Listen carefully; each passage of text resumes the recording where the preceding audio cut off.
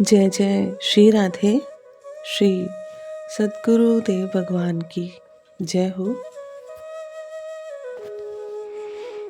मीरा कहाँ है? ऊपर बालकों वाले कक्ष में सो गई होगी अब तक तो। थोड़ा जल्दी पधारें तो। कैसे? रतन सिंह हंस पड़े। दाता हुक्म और दादू सा हुक्म के सामने ही उठकर आ जाऊं क्या? कभी कभी भाई पंचायन की कमी बेहद खलती है। कोई तो हो जो मेरे भी उठकर जाने की प्रतीक्षा करे। भंवर के जन्म की सूचना जाएगी तो वे अवश्य आएंगे। तुम जाओ ना, मीरा को उठा लाओ। जो रो पड़ी और चिल्लाई तो सबको मालूम हो जाएगा। ऐसा नहीं होगा। वह बहुत समझदार है। दिन में भी कुछ कहना होता है तो दाता हुक्म की दृष्टि बचाकर संकेत करती है कहीं एकांत में चलने को। तुम उसे धीरे से जगा देना, वह समझ जाएगी। वीर कुंवरी जी ने जाकर धीरे से मीरा को जगाया और कान में मुंह लगाकर कहा, तेरे कुंवर साहब बुला रहे हैं। अभी? हाँ बेटा। क्यों? सो तो नहीं जानती, उन्हीं से पूछ लेना। चल, शीघ्र ही कोई जग जाएगा। मेरे साथ गिरधर गोपाल सोए हैं। मेरे उठने से ये जाग जाएंगे। कुंवर सा की बात आप ही सुन लीजिए ना। सवेरे मुझे बता दीजिएगा। इस छोरी को तो कुछ समझ में नहीं आता। तू चल एक बार। 1.5 बित्ते की लड़की मुझे अकल सिखा रही है। मीरा धीरे से उठी, शैया पर सोए गिरधर को अच्छी तरह उड़ाया और माँ के साथ चल पड़ी। पिता के समीप पहुंच उसने हाथ जोड़ सिर झुकाते हुए अभिवादन शब्द उच्चारण किया। बाप जी, चिरायु हो बेटी, इधर आओ।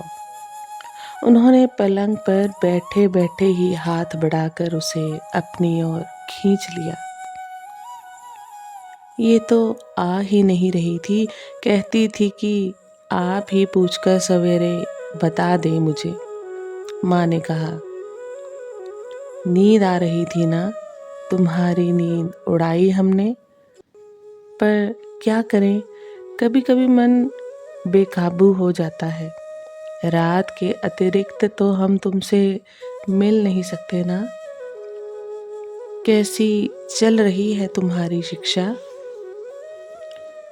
ठीक ही है।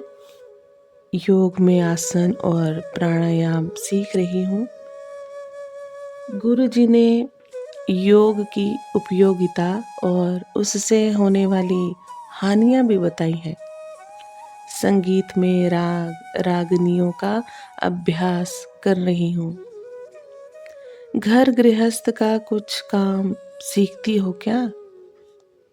हाँ, कभी कभी मोटा भाभा हुक्म ताई जी के पास बैठती हूँ तो वे छोटा मोटा काम बता देती हैं। मंजूषा पेटी में कुछ रखना, निकालना या ऐसा ही कुछ। सुना है किसी संत ने तुम्हें ठाकुर जी बख्शे हैं। हाँ कुंवर सा, मीरा ने उत्साह में आकर कहा। वही तो मेरे पास सो रहे थे। अभी नए नए आए हैं ना, तो उन्हें अच्छा नहीं लगता होगा, इसलिए मैं रात को अपने पास ही सुलाती हूँ। उनके लिए बाबूसा ने सिंहासन, बर्तन, वस्त्र और हिंडोला मंगवा दिए हैं। और कुछ चाहिए तो हमें भी सेवा का अवसर दो ना।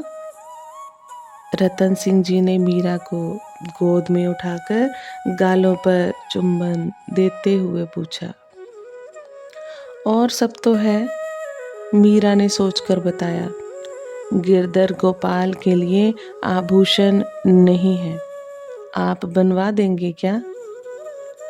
अवश्य बनवा देंगे बेटी। बताओ क्या क्या आभूषण चाहिए?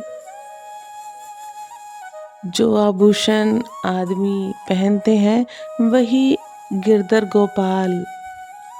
कोई लड़की है क्या कि हंसली चूड़ी चाहिए उनको? नहीं बेटी, वही तो एक आदमी है। रतन जी हंसकर बोले, मैं तो ये जानना चाहता था कि पैरों के लिए लंगर बनवाऊं या पायजेब छड़े, हाथों के लिए कड़े या पहुंची। बनवा सकते हो तो दोनों ही बनवा दे। अच्छी बात है। आजकल श्री गदाधर जी जोशी महाभारत की कथा कह रहे हैं, तुम सुनती हो ना?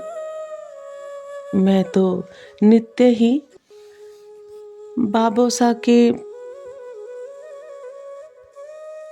पास बैठकर सुनती हूँ। आप ही तो कभी कभी गायब रहते हैं। भाई तुम्हें और बाबोसा को तो कुछ काम है नहीं। हम ठहरे सेवक राज्य के, सो दौड़ते भागते कभी कभार थोड़ा बहुत ज्ञान हमारे कानों में भी पड़ जाता है तो सुनकर कृतार्थ हो लेते हैं। बाबोसा फरमाते हैं कि ये ज्ञान ही मरते समय काम आता है, इसलिए ध्यान से सुनकर उस पर विचार करना चाहिए। ऐसे भागते दौड़ते सुना और विचार ना किया तो वह तो कान से निकल जाएगा, पड़ेगा ही नहीं, पेट में कैसे पहुंचेगा, पचेगा कैसे? रतन सिंह जी ने हंसकर बेटी को छाती से लगा लिया।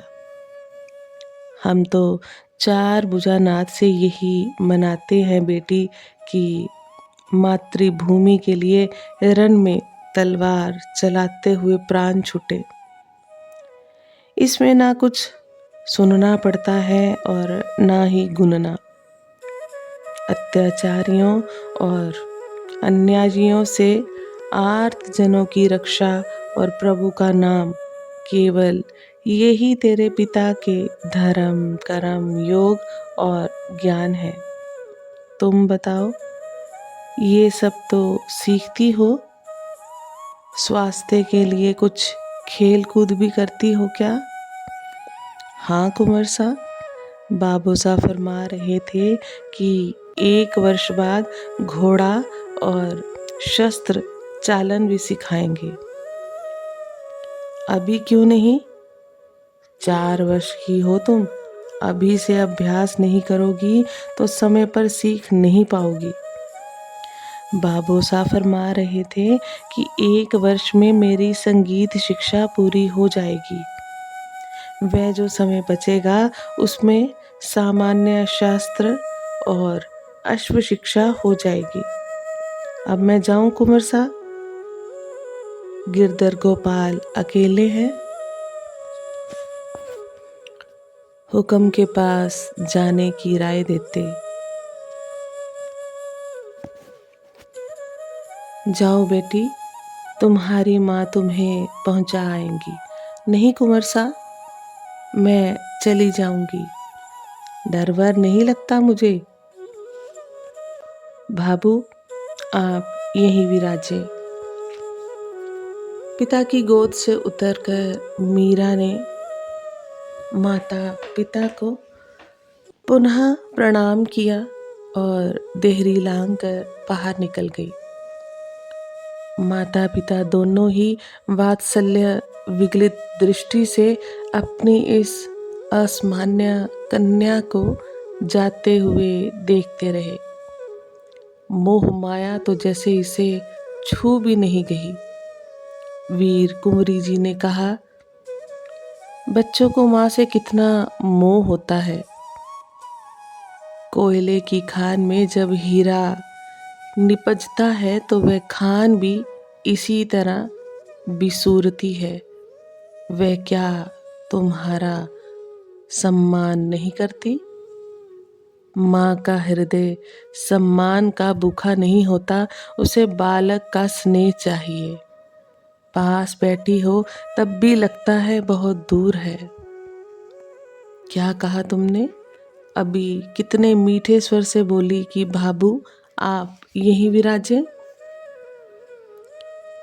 इससे अधिक अच्छा लगता मुझे यदि वे कहती कि भाभू मुझे गोद में उठाकर वापस छोड़ पधारो, मुझे डर लगता है।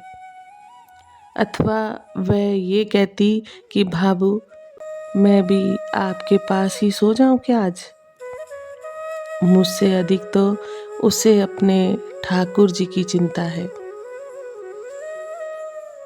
झाली जी अब ये आशा छोड़ो, हम दोनों इसे भूमि पर लाने में निमित्त मात्र हैं।